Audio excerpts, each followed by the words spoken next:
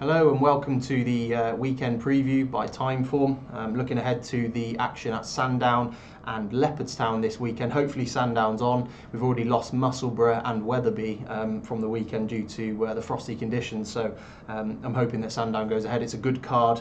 Thought the best two bets of the day for me come on that card. We've got Not Another Muddle in the 115. He's a horse trained by Gary Moore. He's had two chasing starts to date. He's won both of them despite pulling very hard.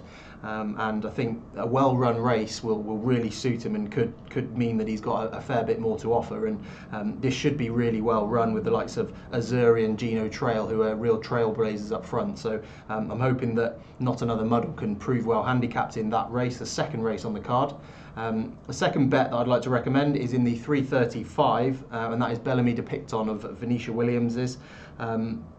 He's obviously been off since finishing a very good second, waiting patiently on his reappearance last season, but given the yard, the absence doesn't really put me off. They've had loads of winners recently, including winners from big absences of around a year, so that doesn't put me off.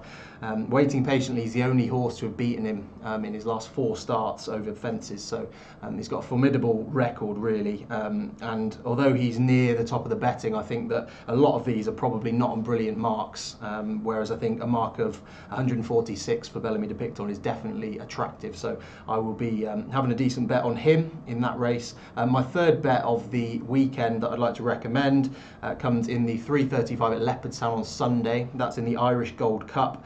The current betting suggests that that Road to Respect is the one to beat. Now, I can see why he's near the top of the betting. He's a very solid animal, but he's pretty closely matched with Bell's Hill on their run in the Savills Chase last time. They were both given rides where they had to come from off the pace in a steadily run race, but I thought Bell's Hill actually shaped better, and he beat Road to Respect at Punchestown last season, so I would go with Bell's Hill, who's the mount of Ruby Walsh.